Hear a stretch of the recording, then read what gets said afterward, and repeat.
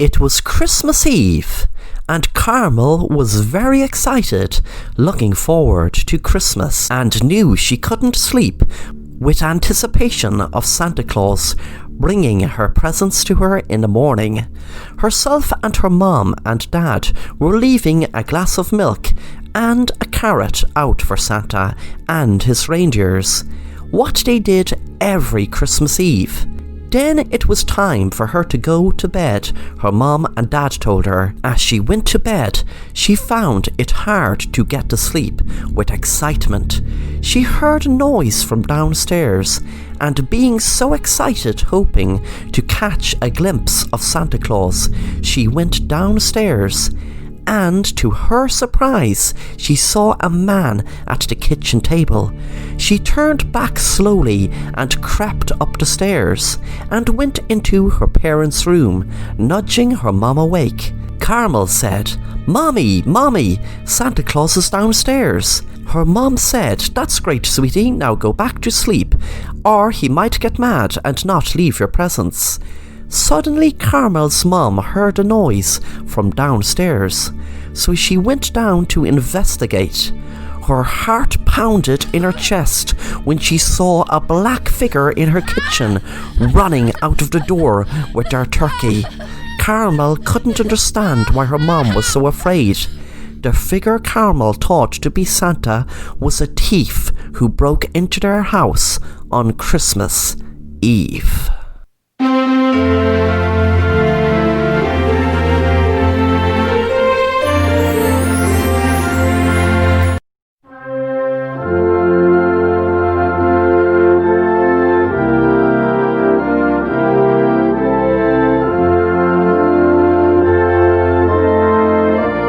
Me and my friends were having an awesome New Year's Eve party.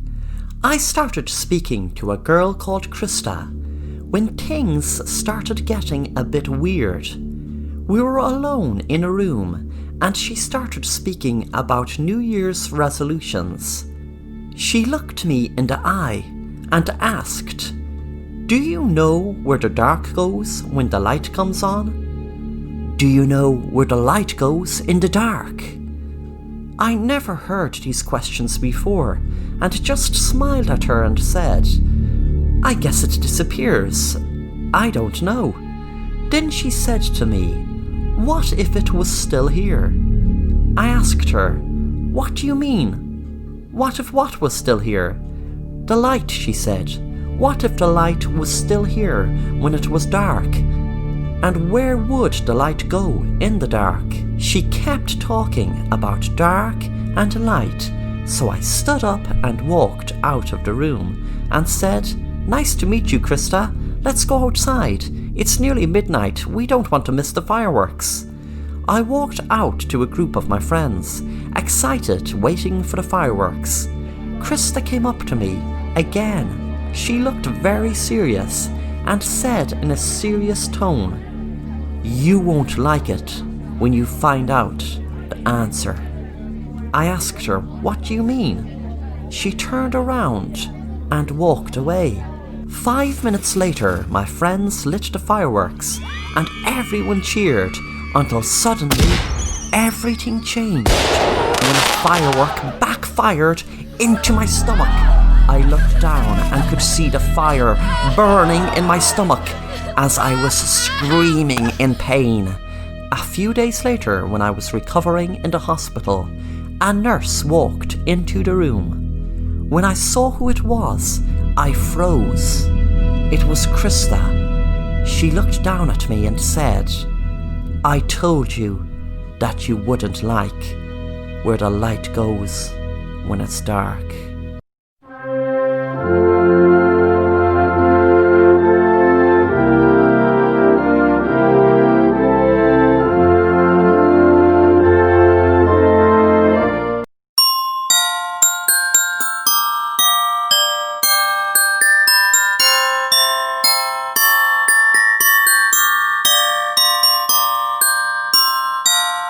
My family were very poor, and this year has been the worst year ever.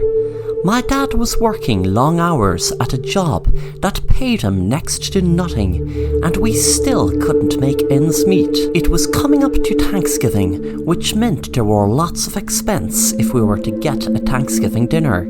It was just me and my sister and parents, but still there was Christmas coming up and we need money if we were to buy presents, etc. We say every year we won't get excited about Christmas, but when it comes to it, we always do. No matter how hard we had it, my dad always made sure Santa Claus would always come to us at Christmas time. We were just about to give up on Christmas time when my dad was offered an extraordinary deal. This man that looked like he was working for the government or was a secret agent approached my dad one day randomly outside the mall. The man said, "Hello sir, let me introduce myself as Mr. Change. I call myself Mr. Change because I make people's lives change. I can't say where or how I heard about your unfortunate circumstances, but the main thing is I did, and for that reason it makes you a very lucky man. The reason it makes you a very lucky man is because I can change your life totally. I can set you up in a high-paying job with holidays paid for 4 times during the year. The first year you will be exempt from paying any tax, and you will also be given a new luxury home and car. Please don't say anything or give me any answer until I finish what I am about to tell you. This is an experiment you may call that is given to people in need. That's people in situations like yours. You are working around the clock and see no signs of it, but I am giving you the opportunity to that all change. All you need to do is come to a secret location where you and your family will be blindfolded to and taken to enjoy a lovely Thanksgiving meal. We will have top chefs preparing the meal. After the meal, you will be automatically given the opportunity of a lifetime. Your luxury car will be outside your door when you arrive home, and there will be directions put in the GPS to your new luxury home, which will still be in your same neighbourhood. You will be able to start your new job next week, and to top it off, we will be putting $100,000 into your bank account to set you up. You will have another task at Christmas time, where you will have to cook the Christmas dinner this time. You will be given the ingredients, and all you have to do is be the chef. When you have the dinner cooked and eaten, you will be able to enjoy your life of luxury with no more things to do. You will have no more tasks, but if you don't finish the task of cooking the meal, then I am afraid everything will be taken from you, and you will be back to the way you are right now. On Thanksgiving, we were all put into a car and blindfolded.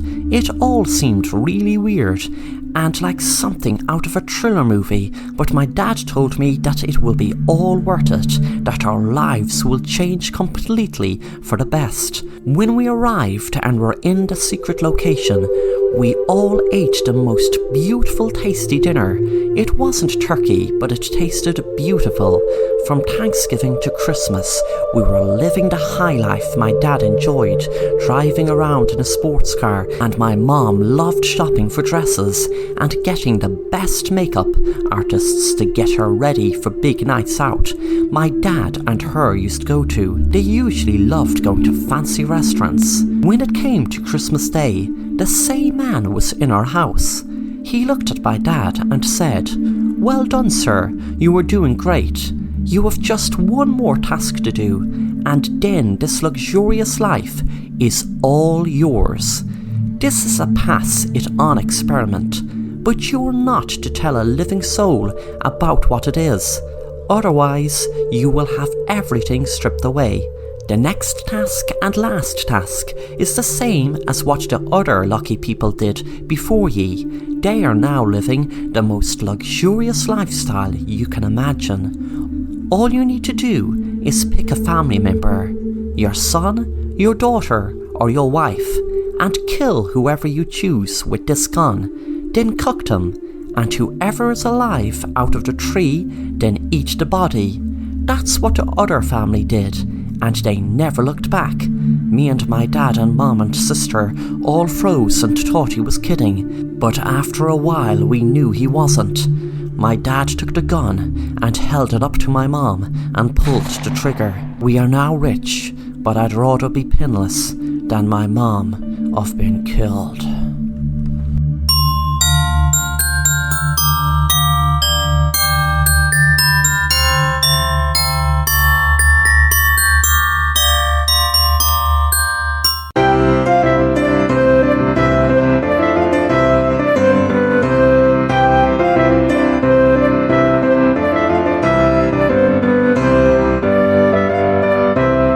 Me and my friend Mike were hanging out during our Christmas holidays. We were playing computer games. We were enjoying being inside in the cozy house as it was cold outside, but we soon got tired of being cooped up inside, so went out for a walk up the road from my house. We passed an old house that people said was haunted. My friend asked me, "Is that really haunted? It looks so cool." I said, "I'm not sure is it haunted, but people say it is." My friend said, "We should go into that house. It would be so cool." I said, "No way, I don't want to go in there. It's really old. Even if it's not haunted, it could fall down on top of us." My friend laughed and said, "Come on, if we don't go into this house, we will be laughing about this in about 20 years' time, laughing that you were scared to go in." My friend laughed again. I didn't give in, so we just went back home playing more computer games. I didn't see my friend anymore after that, as he had moved to the next town, and there was no social media back then that people could stay in touch with. 20 years later, I was watching a Christmas movie on TV, and there was a knock on the door. I got up to answer it. Before I answered, I could see a young boy with what looked like a bag walking out on the road.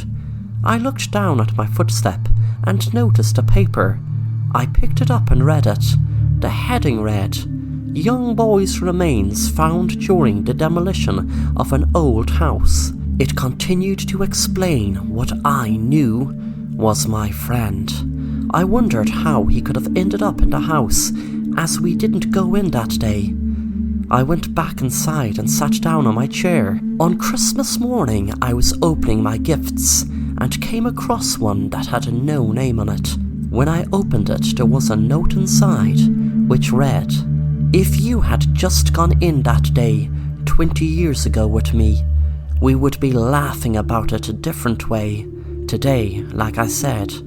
But now I'm dead, as I went in myself a week later and was killed by a guy dressed as Santa Claus."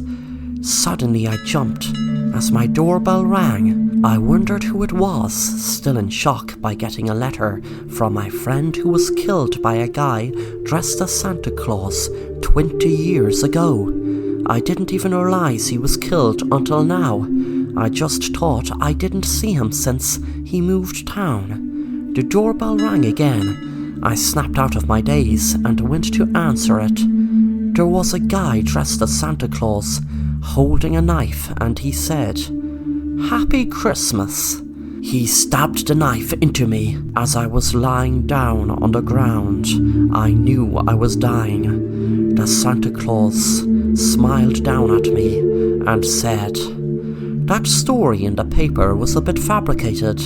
They picked up on a little white lie. You see, it was me who killed that guy, dressed up as Santa Claus." Yes, you guessed it right. If you guessed I am your friend. Yes, I was your friend, until they put me away 20 years ago, and they put me away for 20 years. They said they'd only put me away until I was 18, but this annoying guy got a bad beating in the place they kept me. It's amazing and funny how they picked up on a little white lie 20 years later. But wait, you might ask, what are the remains of the person killed there? If it wasn't me, then who is it? Oh, I better fast forward telling this story before you bleed to death, before you hear the end. The remains, you see, were of me. The bastard cut my fingers off and knocked a few of my teeth out in the struggle when I killed him. Wasn't it coincidence they only discovered it 20 years later, exactly from the date we went into that house? Yes, I keep a diary, that's how I know. I gave an anonymous tip because I knew that my mom had told everyone I went missing. They didn't want anyone knowing their precious little son was locked up in an asylum. They just threw me in there and forgot about me. They said I was missing, and that's why the paper assumed it was me that was killed in that house.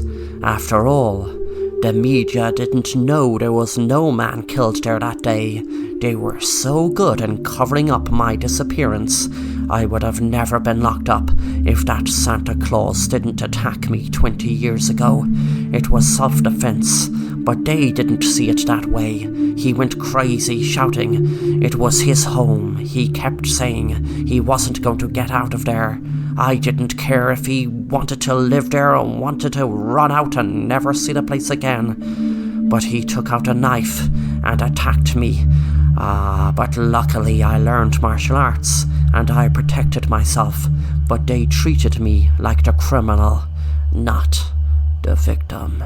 But now you will be a victim. You are a victim. And soon you will be a dead victim.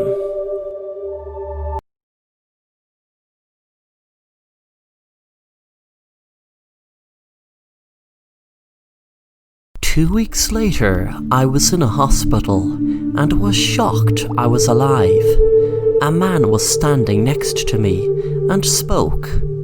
"Jake, I am your psychologist. I need to tell you something.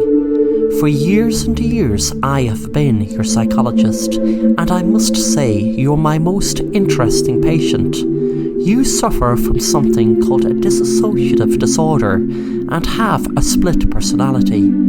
You often spoke about a friend called Mike growing up to your mom and me. But Jake, I can confirm you never had a friend by the name of Mike. Jake, this might be very hard for you to take in, but even though I have told you for years you had no friend called Mike, it was just like you forgot I told you a few minutes later. It was like you buried any memory of me or anyone telling you Mike wasn't real. It was the day you went to the haunted house. I got my first proof, and I'm sorry, Jake, but that is what had you committed to an asylum. It wasn't Mike who was in the asylum, Jake. It was you. The hidden cameras around your house took footage of you playing a computer game, talking to Mike, who wasn't there. And he was never there, Jake, because Mike didn't exist, except inside your own head. Mike is part of your split personality. That day, I followed you, filming you with my video camera. And Jake, I'm going to show you what I filmed. The man held up his phone and a video played. It was me outside the haunted house. And then I was inside the house, punching into thin air. Then I felt faint when I saw myself cut off my own fingers and pull a few of my teeth out. The man took the phone away and said, "Jake, after I showed this to your mom and the authorities, etc., we had no other choice but to have you put away in the asylum." I tried to whisper, and the man didn't hear me, so he came closer. I took out the fork I kept from dinner and stuck it in the man's eye, then said, "You should have left me and my friend Mike alone."